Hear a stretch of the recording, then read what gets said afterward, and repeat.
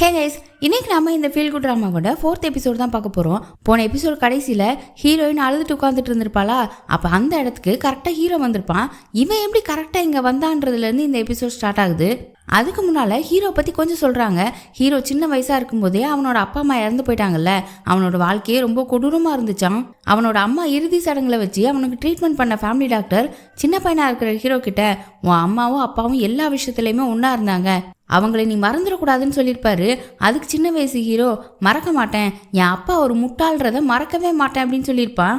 அப்போ இருந்துதான் விதி கொடூரமா இருந்துச்சுன்னா நாம அதுக்கு மேல கொடூரமா இருக்கணும்னு மனசாட்சியே இல்லாதவனா மாறி இருந்திருப்பான். அதுலயும் அவனுக்கு ஹார்ட்ல பிரச்சனை வந்து 3 வருஷம் தான் உயிரோட இருப்பீங்கன்னு டாக்டர் சொன்னதும் சீக்கிரமாவே சித்தப்பனை முடிச்சு விடணும்னு தான் கொரியாவுக்கு வந்திருப்பான். அது வரைக்கும் யூஎஸ்ல தான் இருந்திருப்பான். இப்பதான் பிரசன்ட்டுக்கு வரும். வேலை பார்த்து அசந்து தூங்கினப்போ கனவு வந்து எந்திரிச்சானா, அந்த கனவுல அவனுக்கு லைட்டா கண்ணீர் வந்திருக்கும். அதே மாதிரி நிஜத்துலயும் வந்திருக்கும். அவனுக்கு என்னன்னு ஒண்ணுமே புரியல. நமக்கு ஏன் இப்பெல்லாம் நடக்குதுன்னு யோசிச்சுட்டு வாயில ஒரு லாலிபாப்பை வச்சுக்கிட்டு ரோட்ல நடக்க ஆரம்பிச்சிருக்கான். நடக்கிறான் கால் போற போக்குலாம் போயிட்டு இருக்கான். யோசிச்சுட்டே போறான். ஒரு இடத்துல பூனை குறுக்கால போகும்போது தான் அலர்ட் ஆகி, என்ன நாம இப்படி எங்கேயோ வந்து நிக்கிறோம், எங்க இருக்கோம்னு தெரியல அப்படின்னு ஃப்ரெண்டுக்கு ஃபோன் பண்றான். இந்த டிராமா 2015ல வந்தது. அப்பெல்லாம் ஜிபிஎஸ் கிடையாதோ என்னமோ, அதனால எங்க இருக்கானே அவனுக்கே தெரியல. ஃப்ரெண்டுக்கு ஃபோன் பண்ணி, டேய் நான் எங்கடா இருக்கேன் அப்படின்னு கேட்குறான். அது நடு ராத்திரி வேற. ஃப்ரெண்டு நல்லா தூங்கிட்டு இருந்திருப்பான். என்னடா சொல்ற, நான் எங்க இருக்கேன்னு கேட்குற, என்ன சொல்ற அப்படின்னு கேட்கும்போது, நான் எங்க இருக்கேன்னு தாண்டா கேட்குறேன் அப்படின்னு சொல்ல, சரி நீ எங்க நிக்கிறியோ அதை போட்டோ எடுத்து அனுப்புன்னு சொல்றான். ஹீரோவும் பாக்குறான். ஹீரோயினும் அவன் பாய் ஃப்ரெண்டும் ஒரு வீடு வாங்கணும்னு பேசிட்டு இருந்தாங்களா, அந்த வீடு கிட்ட தான் நிக்கிறான். அந்த வீடை பார்க்கும்போது அவனுக்கு ஒரு மாதிரி இருக்கு. அதுக்கப்புறம் கொஞ்சம் தூரம் நடந்து வந்தப்பதான் ஹீரோயின் படியில உட்காந்து கதறி கதறி அழுதுட்டு இருந்திருப்பா. பாய் ஃப்ரெண்ட் ப்ரப்போஸ் பண்ணப்ப பாடின பாட்டு ஓடி இருக்கும்ல, அது எப்படின்னு பார்த்தா ஹீரோக்கு அந்த பாட்டு ரொம்ப பிடிச்சி போய் ரிங்டோனாவே அதை வச்சிருக்கான். ஃப்ரெண்டு ஃபோன் பண்ணப்ப அது பாடி இருந்திருக்கு. இதுக்கப்புறம் தான் ஹீரோ அந்த பட்டர்ஃப்ளை ஹேர் பண்ண பார்த்துட்டு அவளை ஹக் பண்ணி இருந்திருப்பான். ஹக் பண்ணதுல கனவுல வர்றது ஹீரோயின் தான் அப்படின்றது தெரிஞ்சிருச்சு. நீ ஹாஸ்பிட்டல் வந்தியா, என்ன பார்க்க வந்தியான்னு கேட்குறான். அவ உடனே, ஃபேமிலி மெம்பர்ஸ் தான் ஐசியூவில் இருக்கவங்கள பார்க்க வர முடியும், நான் எப்படி உங்களை பார்க்க வந்திருக்க முடியும்னு சொல்லும்போது, அதுவும் கரெக்டு தான், ஆமாம் இந்த விஷயம்லாம் உனக்கு எப்படி தெரியும் அப்படின்னு கேட்டுட்டு, அவனே உன் அப்பா உடம்பு சரியில்லாமல் ஹாஸ்பிட்டலில் ரொம்ப நாள் இருந்தார்ல, இது கூட தெரிலனா எப்படி அப்படின்னு அவனே பதில் சொல்லிட்டு நிற்கும்போது, நீங்கள் வழி தேடி தானே இங்கே வந்திருக்கீங்க, இந்த படியில் அப்படியே இறங்கி லெஃப்டில் போனீங்கன்னா ரோடு வந்துடும் அப்படின்னு சொல்கிறா. ஓ சீக்கிரமாக இங்கேருந்து போ அப்படின்னு சொல்கிறியா, உன்னை பார்த்துக்கிறேன் அப்படின்னு புலம்பிக்கிட்டே கீழே நடந்து போகிறான். அடுத்த நாள் காலையில் ஆயிடுச்சு. போலீஸ் ஸ்டேஷனில் கட்டுறாங்க. நேற்று ஒருத்தர் வந்து பழைய மாடல் கார் பார்த்தேன்னு சொன்னார்ல, அந்த காரை அவர் 11 மணி வாக்கில் பார்த்துருப்பாரு. அந்த டைமில் தான் பாய் ஃப்ரெண்டுக்கு ஆக்சிடென்ட் ஆயிருக்கும். அப்போ அந்த ஏரியாவை சுற்றி ஒரு 3 கிலோமீட்டரில் உள்ள சிசிடிவியை செக் பண்ணணும் அப்படின்னு சொல்லி ஃபுட்டேஜஸ்லாம் வாங்கி செக் பண்ண ஆரம்பிச்சிட்டாங்க. இப்போ அப்படியே ஹெர்மியாவில் காட்டுறாங்க. இன்னையிலேருந்து ஹீரோ இங்கே தான் வேலை பார்க்க போகிறான். அவன் உள்ளே வந்தாலே என்னென்ன பிரச்சனை பண்ணுவானோன்னு சேர்மன் லீ கிட்டையும் அப்புறம் கூடவே ஒரு டேரக்டர் யூன்னு இருப்பாரு, அவர்கிட்டையும் பேசுறாரு. இப்போதைக்கு கம்பெனியில் சேல்ஸ் நல்லா போகிறதுனால கொஞ்சம் இவங்களோட பிரச்சனை குறைஞ்சிருக்கு. ஆனால் இவங்களோட பொருளை விற்கிற ஒரு டிபார்ட்மெண்ட் ஸ்டோர் கூட கான்ட்ராக்ட் முடியுதான்.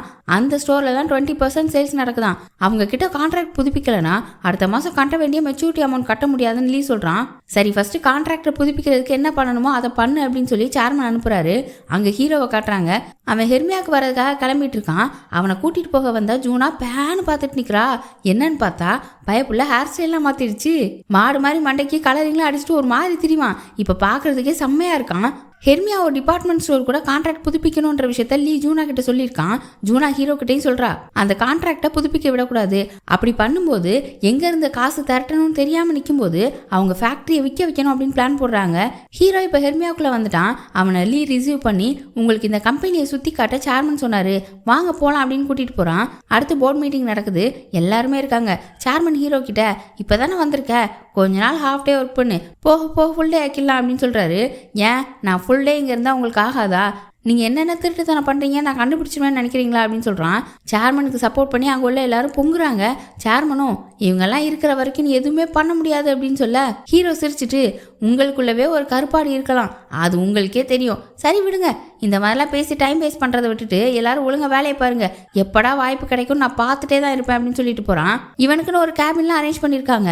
இவன் ரூமுக்கு வெளியில் ஹீரோயினும் இவனோட ஃப்ரெண்டும் வேலை பார்ப்பாங்க. ஹீரோயின் வெளியில் நின்றுட்டு இருக்கா. அவளை பார்க்கும்போதுலாம் ஹீரோக்கு ஹார்ட் பீட் துடிக்குது. ஏன் இப்படி இருக்குன்னு அவனுக்கே தெரியல. அவளை பார்த்து முறைச்சிட்டு உள்ளவா அப்படின்னு சொல்லிட்டு போறான். அவளும் பின்னாலே போறா. என் கூட வேலை பார்க்கறத நினைச்சு உனக்கு பயமா இல்லை அப்படின்னு கேட்குறான். இதுக்கு முன்னாடி இந்த கம்பெனியில நான் 4 பாஸுக்கு கீழே வேலை பார்த்துருக்கேன், நீங்க எனக்கு 5வது ஆளு அவ்வளோதான் அப்படின்னு சொல்றா. இவ தைரியமா பேச அவனுக்கு இன்னும் இவளை பயமுறுத்தணும்னு தோணுது. நான் கொடுக்குற வேலையை கரெக்டா பண்ணலன்னா அடுத்த நிமிஷமே உன்னை வேலையில இருந்து தூக்கிடுவேன், ஏதாவது ஒரு சின்ன தப்பு பண்ணாலும் அவ்வளோதான் முடிஞ்சுது அப்படின்னு சொல்கிறான். இப்போவும் பயப்படல, இவளுக்கு எக்கச்சக்க வேலையை கொடுப்போம் அப்படின்னு நினச்சிட்டு அந்த ரூமையே டோட்டலாக மாற்ற சொல்கிறான். அங்கே இருக்கிற சோஃபாலாம் அவனுக்கு பிடிக்கவே இல்லையா, அதை மாற்றணும். அப்புறம் இந்த வாரத்துக்குள்ளே அவன் வீடு மாற போகிறானா, அதுக்கு தேவையான சோஃபாவையும் இவன் தான் பார்த்துக்கணுமா. வரிசையாக ஒரு வேலையாக சொல்லிட்டே நடக்கிறான். அவள் பின்னால் வரலனதும் என் கூடவே வா அப்படின்னு சொல்லிட்டு விறுவிறுன்னு முன்னால் போயிட்டே இருக்கான். எங்கேயோ கிளம்ப போகிறான் போல. இவனுக்காக கார் வெளியில் நின்றுட்டு இருக்கு. ஹீரோயின் பின்னாலேயே தான் வந்துட்டு இருக்கா. இப்போ அவன் கார் கதவை திறக்கும் போது உள்ள ஏதோ ஒரு ட்ரெஸ் இருக்கு, அது அவனுக்கு பிடிக்கலையா. இதை அந்த கடையில் கொடுத்து மாத்திடு அப்படின்னு ட்ரெஸ்ஸை கொடுத்துட்டு உள்ளே ஏறி கதவை மூடுறான். அவ ஏதோ சொல்றதுக்காக அந்த கதவு பக்கத்துல கை வச்சிருந்திருக்கா. விரல்ல அடிபட்டு ரத்தமே வந்துருச்சு. அப்படியே கீழே உட்காந்து கையை பிடிச்சிட்டு இருக்கா. வேலையில இருக்கும்போது அழக்கூடாதுன்னு கண்ட்ரோல் பண்ணிட்டு இதை தான் உங்ககிட்ட கொடுக்க வந்தேன்னு ஹீரோ கிட்ட எதையோ கொடுக்குறா. அவனை பார்த்தா பொசு பொசுன்னு அழுதுட்டு நிக்கிறான். அவன் கண்ணுல இருந்து கண்ணீர் வந்துட்டே இருக்கு. ஹீரோயின் ஒண்ணுமே புரியாம நிக்கிறா. அவளுக்கு ரத்தம் வருது, ஆனால் நம்ம கண்ணில் இருந்து ஏன் கண்ணீர் வருதுன்னு அவனுக்கும் ஒன்றும் புரியல. அன்னைக்கு நைட்டு ஃப்ரெண்டு கிட்ட சொல்லி புலம்பிட்டு இருக்கான். ஏதோ கனவு வருது, நடுராத்திரி நான் பாட்டுக்கு எங்கேயாவது போய் நிற்கிறேன், அழுகுறேன் அப்படின்னு சொன்னதும் ஃப்ரெண்டு உடனே அப்போ உனக்கு பேய் தான் பிடிச்சிருக்கு, நான் ஏற்கனவே மந்திரவாதி வீட்டுக்கு போயிட்டு தான் வரேன், இந்த வாங்கிக்கோ அப்படின்னு பீன்ஸ் எடுத்து எறிகிறான். அவங்க நாட்டிலலாம் பேய் விரட்டுறதுக்கு இப்படி தான் பீன்ஸ் எறிவாங்களாம். ஹீரோக்கு கடுப்பாகுது. டேய் ஓடிருன்னு விரட்டுறான். ஆனால் ஃப்ரெண்டு விடவே மாட்டேங்கிறான். அப்பால போ சாத்தானேன்னு பீன்ஸை எரிஞ்சிட்டே இருக்கான். இன்னொரு பக்கம் ஹீரோயின் அவ கையில அடிபட்டதுக்கு லேடி டிடெக்டிவ் கட்டு போட்டுட்டு இருக்காங்க. அப்பாவை ஹீரோ அழுத விஷயத்த சொல்றா. டிடெக்டிவ் உடனே ஒருவேளை அப்படி இருக்குமோ அப்படின்னு 2 செகண்ட் நிறுத்திட்டு அவன் பைத்தியம் தானே, அப்படித்தான் பண்ணுவான் அப்படின்னு சொல்றாங்க. ஹீரோயினும் இருக்கும் அவன் திடீர்னு சிரிப்பான், திடீர்னு திட்டுவான், இப்படிதான் மூடு மாறும் போலன்னு அவளும் நினைச்சுக்கிறா.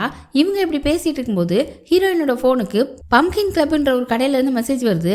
உங்களோட ஆர்டர் ரெடி ஆயிட்டு பொருளை வந்து வாங்கிக்கோங்க அப்படின்னு மெசேஜ்ல போட்டிருக்கு. ஹீரோயின் எந்த பொருளுமே ஆர்டர் பண்ணலையா. சரி, ஏதாவது தப்பா அனுப்பியிருப்பாங்கன்னு விட்டுட்டாங்க. திரும்ப ஹீரோவை காட்டுறாங்க. நைட் நல்லா தூங்கிட்டு இருக்கான். திரும்பவும் கனவு. இந்த வாட்டி என்ன வருதுன்னா அவன் தலையில அடிபட்டு ரோட்ல கிடக்குறான். அதாவது ஹீரோயினோட பாய் ஃப்ரெண்ட் சாகிறதுக்கு முன்னாடி கிடந்திருப்பான்ல, அதே மாதிரி ஏதோ ஒரு வாட்சும் அந்த கனவுல வருது.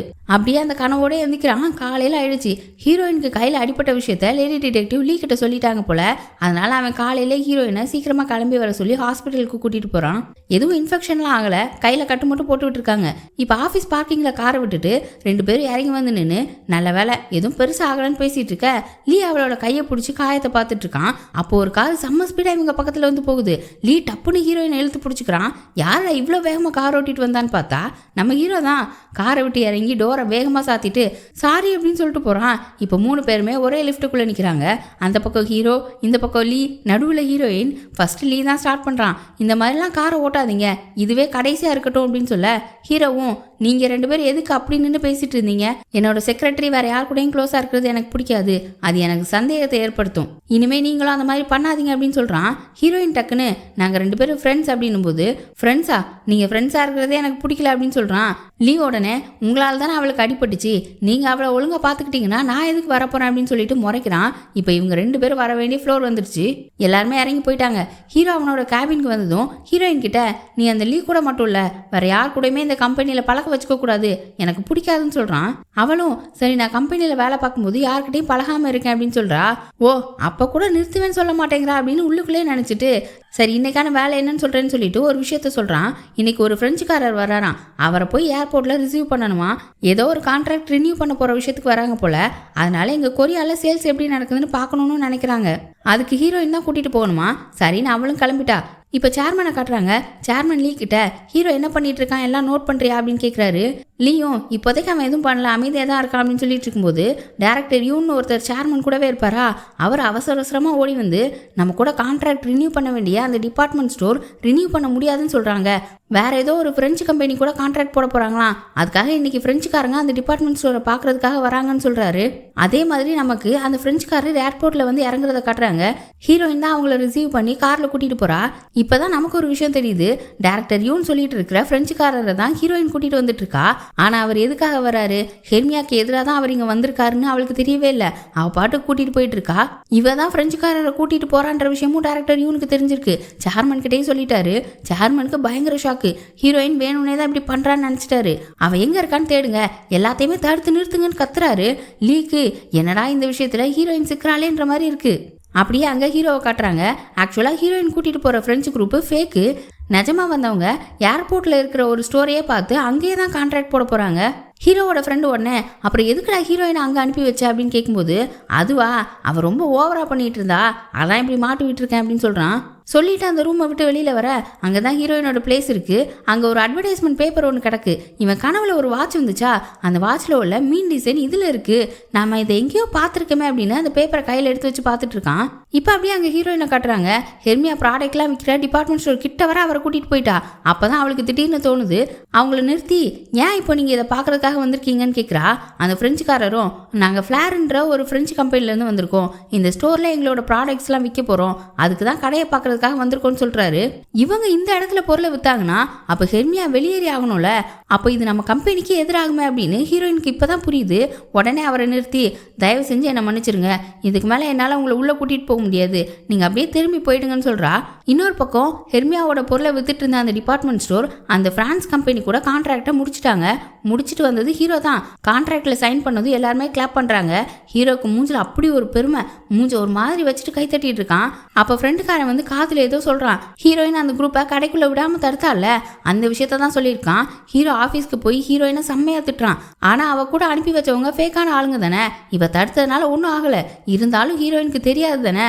அதனால் அவன் இதுதான் சான்ஸ்னு அவளை போட்டு நல்லா திட்டிட்டு இருக்கான். நீ இப்போ பண்ணது எவ்வளோ பெரிய தப்பு தெரியுமா, இதுக்காக உன் மேலே கேஸ் போட போகிறாங்க, இதுக்கு மேலெலாம் நீ வேலை பார்க்க முடியாது, அப்படி இப்படின்னு திட்டுறான். இப்போ இங்கே என்ன நடந்துட்டு இருக்கு அப்படின்னா, ஒரு டிபார்ட்மெண்ட் ஸ்டோரில் ஹெர்மியாவோட ப்ராடக்ட்டை வித்துட்டு இருக்காங்க. அந்த ப்ராடக்ட்டை விற்கிறதுக்கு அவங்க கான்ட்ராக்ட் போட்டிருப்பாங்கல்ல, அதை ரினியூ பண்ணணும். ஆனால் வேற ஒரு ஃப்ரெஞ்சு குரூப்பை கூட்டிகிட்டு வந்து அந்த டிபார்ட்மெண்ட் ஸ்டோரில் ஹெர்மியா ப்ராடக்ட் விற்கிற அந்த இடத்துல அந்த ஃப்ரெஞ்சுக்காரங்களோட ப்ராடக்ட்டை விற்கிற மாதிரி ஹீரோ ஏற்பாடு பண்ணிட்டான். அவனோட மூஞ்சியே பார்க்கல, கீழே குனிஞ்சே நிற்கிறா.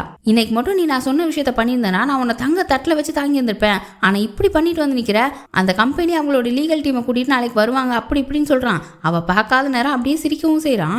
ஹீரோயின் இருந்துட்டு, நான் இந்த செக்ரட்டரி வேலையில் நிறைய நல்லதும் பண்ணியிருக்கேன், கெட்டதும் பண்ணியிருக்கேன். தொழிலாளிகளுக்கு எதிராக முதலாளிங்க பண்ண சொன்ன விஷயத்த கூட நான் பண்ணியிருக்கேன். அப்பெல்லாம் எனக்கு இது திரும்ப ஒரு நாள் வரும்னு சொல்லிட்டு யோசிப்பேன். அதே மாதிரி வந்திருக்குன்னு நினச்சிக்கிறேன் அப்படின்னு சொல்லிட்டு அங்கேருந்து கிளம்பிட்டா. ஹீரோயின் இந்த மாதிரி பிரான்ஸ்லேருந்து வந்த குரூப்பை அந்த டிபார்ட்மெண்ட் ஸ்டோருக்குள்ளே விடலைன்ற விஷயம் சேர்மனுக்கு போகுது. டேரக்டர் இவன் தான் சொல்கிறாரு. இவங்களுக்கு இன்னுமே அது பொய்யா நடந்த நாடகம்னு தெரியல.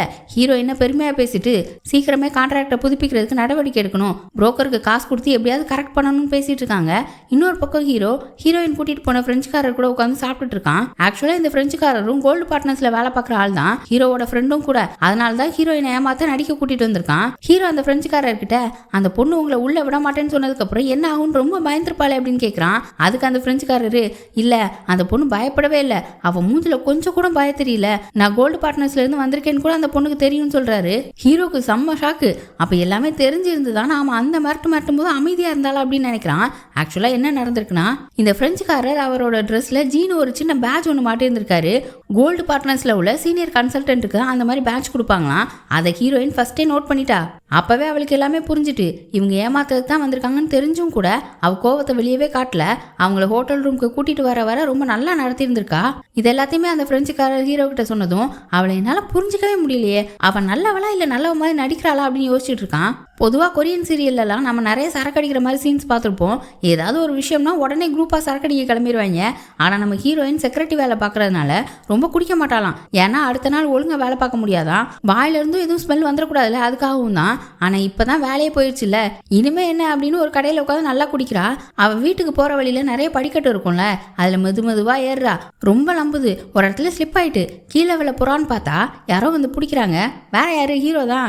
அதுக்கப்புறம் என்ன ஆச்சுன்னு காட்டலை. அடுத்த நாள் காலையில் ஆயிட்டு நேற்று நைட்டு என்ன ஆச்சுன்னு ஹீரோயினுக்கே ஞாபகம் இல்லையா. லேடி டிடெக்டிவ் கிட்ட ஃபோன் பேசிட்டே ரெடி ஆகிட்டு இருக்கா.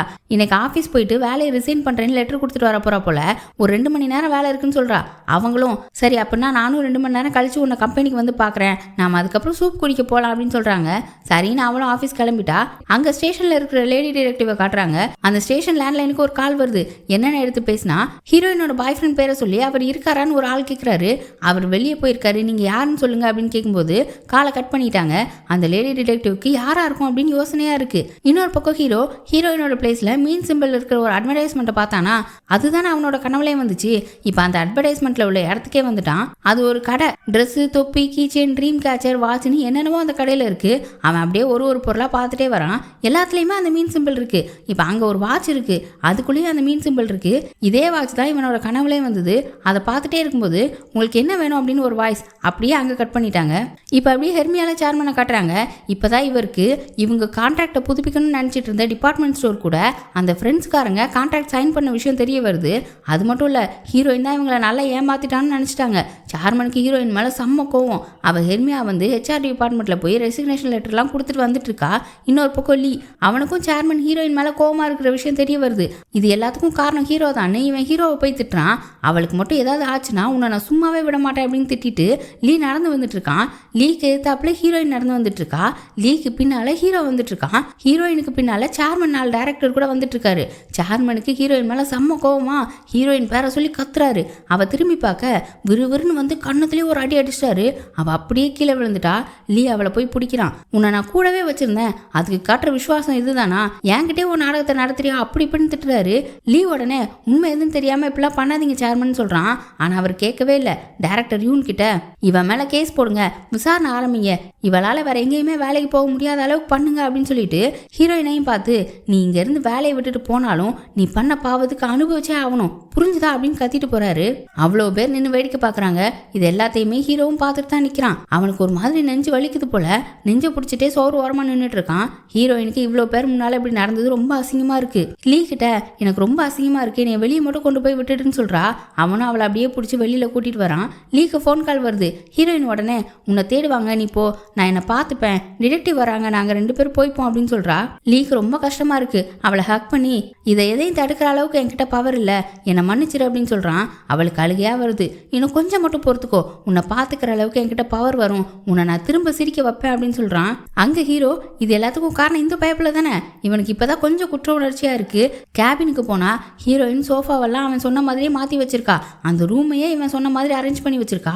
அதை பார்த்தது இன்னும் குற்ற உணர்ச்சி ஆயிடுச்சு. ஹீரோயினை தேடி ஓட ஆரம்பிச்சிட்டான். அவ ரோடு ஓரமா நடந்து போக ஆரம்பிச்சிட்டான். இவன் பின்னாலே பேரை சொல்லி கத்திட்டே ஓடுறான். அவளுக்கு கேட்கவே இல்லை. ஒரு இடத்துல ரோடு கிராஸ் பண்றதுக்காக பாதி தூரம் போயிட்டா. அப்ப எதிர்த்தாப்புல தொப்பி போட்ட ஒரு ஆளு ஹீரோயினை ஒரு மாதிரி பார்த்துட்டு வராரு. ஹீரோ அவ பேரை சொல்லி கூப்பிட்டதும் அப்படியே அந்த பக்கம் நகர்ந்து போயிட்டாரு. அவ ஹீரோவை திரும்பி பார்த்து முறைச்சிட்டு மறுபடியும் நடக்க ஆரம்பிச்சிட்டா. உடனே அந்த தொப்பி போட்ட ஆளு அவ கிட்ட இழுத்து பிடிச்சிட்டு கையில வேற ஒரு கத்தி எடுத்து ஹீரோ பக்கம் நீட்டுறான். லேடி டிடெக்டிவும் ஹீரோயினை கூப்பிடுறதுக்காக வரேன்னு சொல்லியிருந்தாங்களா, அதனால அவங்களும் கரெக்டா அந்த நேரத்தில் அங்க வந்துட்டாங்க. ஒரு பக்கம் அந்த தொப்பிக்காரன் ஹீரோயினை பிடிச்சி கத்தியை வச்சுட்டு நிக்கிறான். இந்த பக்கம் லேடி டிடெக்டிவ் துப்பாக்கி நீட்டிட்டு நிக்கிறாங்க. நடுவுல நம்ம ஹீரோ நின்னுட்டு என்ன பண்ணன்னு தெரியாம முழிக்கிறான். லேடி டிடெக்டிவ் கண்ணை எய்ம் பண்ணிட்டு கத்தி கீழே போடுன்னு கத்திட்டே இருக்காங்க. அவன் ஹீரோயின் கழுத்து பக்கத்துல கத்தியை கொண்டு போயிட்டே இருக்கான். அப்போ ஹீரோக்கு என்ன தோணுச்சுன்னே தெரியல. நீ காசுக்காக தானே இதெல்லாம் பண்ற அப்படின்னு சொல்லிட்டு வாட்சை கழட்டி, இது ரொம்ப காஸ்ட்லியான வாட்ச், உன்னோட 1 வருஷ சம்பளத்தை விட இது அதிகம், இதை வச்சுக்கிட்டு அவளை விட்டுட்டுன்னு சொல்றான். இதை பார்த்த லேடி டிடெக்டிவ்க்கு அப்படியே ஹீரோயினோட பாய் ஃப்ரெண்ட் ஞாபகம் வருது. ஃபர்ஸ்ட் எபிசோட்ல அவன் இதே மாதிரி தானே வாட்சை தூக்கி எரிஞ்சு ஒரு குற்றவாளியை பிடிச்சிருப்பான். ஆனா என்ன, இது ஒரிஜினல் வாட்ச், அவன் எரிஞ்சது டூப்ளிகேட் வாட்ச். இப்போ நம்ம ஹீரோவும் அதே டெக்னிக்கை ஃபாலோ பண்ற மாதிரி வாட்சை தூக்கி போட அந்த தொப்பிக்காரன் அசால்ட்டா வாட்சை ஏற்றி விட்டுட்டான். அது கீழே விழுந்து உடஞ்சிருச்சு. டே அது எவ்வளோ காஸ்ட்லியான வாட்ச் தெரியுமாடா அப்படின்னு ஹீரோக்கு செம்ம கோவம் வந்துருச்சு. முறைச்சிக்கிட்டே கிட்ட போறான். தொப்பிக்காரன் ஹீரோயினை அந்த பக்கமா தள்ளி விட்டு ஹீரோ கிட்ட கத்தியை நீட்டிட்டு போறான். தொப்பிக்காரன் அடிக்கிற எல்லாமே ஹீரோக்கு ஃபர்ஸ்டே தெரியுது. அங்கிட்ட இங்கிட்டும் நகர்ந்து எஸ்கேப் ஆகுறான். ஹீரோக்கே ஷாக்கு, என்னடா இது, நம்ம இவ்வளோ ஈஸியா இவங்கிட்ட இருந்து தப்பிச்சிட்டு இருக்கோன்னு. அப்புறம் ஒரே அடியில அந்த தொப்பிக்காரனை அடிச்சு கீழே படுக்க வச்சுட்டான். ஹீரோக்கு என்ன நடக்குதுன்னே புரியல. நிஜமாவே நமக்குள்ள ஏதோ பூந்துருச்சா அப்படின்னு உருண்டுட்டு இருக்கான். இப்போ எல்லாரும் ஸ்டேஷன்ல இருக்காங்க. ஹீரோயினோட பாய் ஃப்ரெண்டு இந்த தொப்பிக்காரனை இதுக்கு முன்னாடி ஜெயில பிடிச்சு போட்டிருக்கான். பாய் ஃப்ரெண்ட் இறந்த விஷயமும் அந்த தொப்பிக்காரனுக்கு தெரியல. அதனால பழி வாங்குறதுக்காக ஹீரோயின் அட்டாக் பண்ணியிருக்கான். ஹீரோ இருந்துட்டு நான் மட்டும் இல்லைன்னா எனக்கு என்ன ஆயிருக்கும், எப்படி சண்டை போட்டேன் பாத்தீங்களான்னு சீன் போட்டுட்டு இருக்கான். அந்நேரம் ஐயோ அம்மான்னு ஒரு சவுண்டு. என்னன்னு பார்த்தா ஹீரோட ஃப்ரெண்டு ஹீரோக்கு ஏதோ ஆயிட்டோன்னு நினைச்சு பதறி போய் வந்துட்டு இருக்கான். இப்போ ஸ்டேட்மெண்ட்லாம் வாங்கியாச்சு, கிளம்ப சொல்லிட்டாங்க.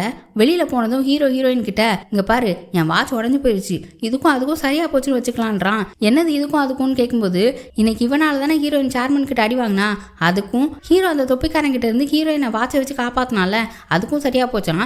அவனுக்கு டைரக்டா சாரி கேட்கறதுக்கு வாய் வர மாட்டேங்குது. அதான் இந்த மாதிரி பேசிட்டு இருக்கான். அவளும் சரி அப்படியே வச்சுக்குவோம், அப்படின்னா இனிமே நாம 2 பேரும் பாத்துக்கணும்னு அவசியமே கிடையாது தானே, நாம 2 பேருக்கும் செட்டே ஆக மாட்டேங்குது, எல்லாமே தப்பா தான் நடக்குது அப்படின்னு சொல்லிட்டு அங்க இருந்து கிளம்பிட்டா. என்ன இப்படி பேசிட்டு போறா, அவளோட பொருளை கொடுத்துருவோமா வேணாமா அப்படின்னு யோசிக்கிறான். என்னன்னு பார்த்தா பேக்கெட்ல இருந்து ஒரு குட்டி கிஃப்ட் பாக்ஸ் மாதிரி ஒன்று எடுக்கிறான். உள்ள என்ன இருக்குன்னே தெரியல. உள்ள ஸ்டேஷன்ல லேடி டிடெக்டிவ் அப்போதே அந்த தொப்பிக்காரனுக்கும் ஹீரோக்கும் சண்டை நடந்துச்சுல, அந்த சிசிடிவி ஃபுட்டேஜை பாக்குறாங்க. நம்ம ஹீரோ பண்ற ஆக்ஷன்லாம் அப்படியே ஹீரோயினோட பாய் ஃப்ரெண்ட் மாதிரியே இருக்குது. இவங்களுக்கும் தெரியுது. இன்னொரு டிடெக்டிவும் பார்த்துட்டு நம்ம சீனியர் மாதிரியே பண்றாருல அப்படின்னு சொல்றாரு. இன்னொரு பக்கம் ஹீரோயினுக்கு அந்த பம்கின் கிளப்ல இருந்து ஃபோன் பண்றாங்க. யாருன்னா உங்களோட பொருள் தயாராகிடுச்சு வந்து வாங்கிக்கோன்னு மெசேஜ் அனுப்பியிருந்தாங்கல்ல, அவங்க தான் உங்களுக்கு அந்த ரிங் ரொம்ப பிடிச்சிருந்துச்சுன்னு சொன்னாங்க, அதான் கால் பண்ணோம் அப்படின்னு சொல்றாங்க. இவளுக்கு ஒண்ணுமே புரியல. என்ன ரிங் என்னன்னு கேட்குறா. டிடெக்டிவ் ரெடி பண்ண வெட்டிங் ரிங் அப்படின்னு சொல்றாங்க. இதை கேட்டதுமே அந்த இடத்துக்கே போயிட்டா. அங்க ஒரு லேடி இருக்காங்க, அவங்க தான் எல்லா பொருளுமே செஞ்சு தருவாங்க போல. ஹீரோயினோட பாய் ஃப்ரெண்டு ஹீரோயினுக்கு ப்ரப்போஸ் பண்ணப்போ ரிங் கொடுத்துருக்க மாட்டான் தெரியுமா, இந்த கடையில செய்யறதுக்காக கொடுத்துருந்துருக்கான். அந்த ரிங் அவ்வளோ ஒன்றும் காஸ்ட்லி இல்லையா, ஆனா இந்த உலகத்திலேயே அந்த மாதிரி ஒரே ஒரு ரிங் தான் உண்டான். அந்த மாதிரி அவன் ரெடி பண்ணி தர சொல்லியிருந்திருக்கான். இது எல்லாத்தையுமே அந்த கடையில உள்ளவங்க ஹீரோயின் கிட்ட சொல்றாங்க. அவளுக்கு கண்ணெல்லாம் கலங்குது. கால் பண்ணி ரிங் எனக்கு பிடிச்சிருக்குன்னு சொன்னதுனால தான் கால் பண்ணேன்னு சொன்னீங்க, ஆனா என்கிட்ட ரிங் எதுவும் கிடைக்கலன்னு சொல்ல அப்பதான் ஒரு விஷயம் தெரிய வருது. ஹீரோ அப்பவே இங்க வந்து அதை வாங்கிட்டு போயிட்டான் போல. அதை தான் அவன் ஒரு கிஃப்ட் மாதிரி வச்சுட்டு இருந்திருக்கான். ஹீரோயின் இதெல்லாம் கேட்டுட்டு அப்படியே சோகமா வெளியில நடந்து வந்துட்டு இருக்கா. அப்போ ஒரு பைக் அவளை இடிக்கிற மாதிரி பக்கத்துல வந்துட்டு போகுது. பயத்துல டக்குன்னு கத்திட்டு கீழே விழுந்துட்டா. இப்பதான் நேத்து சரக்கு அடிச்சுட்டு என்ன நடந்துச்சுன்னு ஞாபகம் வருது. அவ ஸ்லிப் ஆக போற மாதிரி இருந்திருப்பாளா, ஹீரோ பிடிச்சிருப்பானா. அதுக்கப்புறம் அவளை உட்கார வச்சு அவனும் பக்கத்துல உட்காந்துட்டு இன்னைக்கு நடந்ததுக்கு சாரின்னு கேட்டு இருந்திருப்பான். அப்ப அவ அவனை பார்த்துட்டே இருக்கும்போது பாய் ஃப்ரெண்ட் எப்படி மூக்க தட்டுவானோ அதே மாதிரி ஹீரோவும் தட்டியிருப்பான். இது ஹீரோயினுக்கு இப்பதான் ஞாபகம் வருது. இவளுக்கு கையில அடிபட்டு ரத்தம் வந்தப்போ அவனோட கண்ணில் தண்ணி வந்துச்சா. இதே இன்சிடென்ட் மாதிரியே இவங்க சின்ன பிள்ளைல ஸ்கூல் படிக்கும்போது நடந்திருக்கும். ஹீரோயின் கையில அடிபட்டு இருந்திருக்கும், ஆனா பாய் ஃப்ரெண்ட் கண்ணுல இருந்து தண்ணி வந்திருக்கும். அப்ப அவன் சொல்லி இருந்திருப்பான், உனக்கு தானே அடிபட்டுச்சு, ஏன் என் கண்ணுல இருந்து தண்ணி வருதுன்னு.